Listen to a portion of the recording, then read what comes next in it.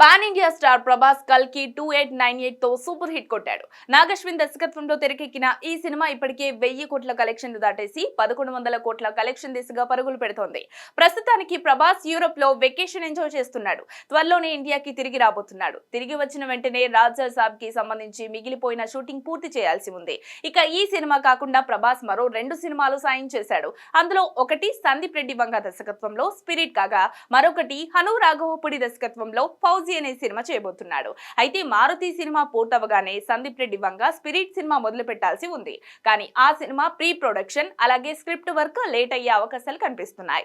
దీంతో హను రాఘవపుడి ఫౌజీ షూటింగ్ ను అక్టోబర్ మొదటి వారంలో ప్లాన్ చేస్తున్నట్టుగా తెలుస్తోంది. కాబట్టి స్పిరిట్ వెనక్కి వెళ్లి ఫౌజీ సినిమా ముందుకు వచ్చే అవకాశాలు ఎక్కువగా ఉన్నాయి. స్పిరిట్ మూవీని వచ్చే ఏడాది మొదట్లో షూటింగ్ ప్లాన్ చేసే అవకాశం కనిపిస్తోంది. హను రాఘవపుడి సినిమాతో పాటు స్పిరిట్ ని కూడా ఒకే సమయంలో షూట్ చేసే ఛాన్స్ ఉందని అంటున్నారు. అయితే సలార్ 2 పరిస్థితి ఏంటి అనేది ఇంకా క్లారిటీ లేదు. అలాగే కల్కి 2 కూడా లైన్ లో ఉంది. ఈ సినిమా షూటింగ్ ఇప్పటికే 60% కంప్లీట్ అయింది. కాబట్టి ఇలాంటి విషయాల్లో క్లారిటీ రావాలంటే ఇంకొన్ని రోజులు వెయిట్ చేయాల్సిందే.